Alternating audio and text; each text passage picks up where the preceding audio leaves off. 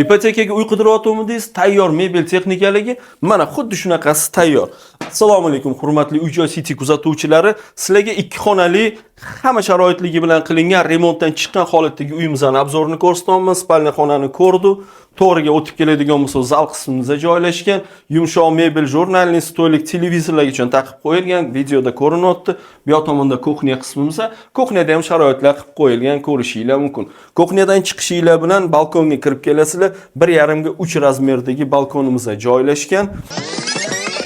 Podyezddan kirish qismi mana shunaqa yo'lak bo'ladi. Kirishinglardan bu yoq tomonda hammomi, steralkalargacha qo'yilgan vannaxonada, undan keyin hojat xonasi joylashgan. Ko'rgan uyinglar Uchtepa tumanida joylashgan, Chilonzor 12-kvartal 43-domda, 2 xona 3-qavatda joylashgan, jami 4 qavatli domda.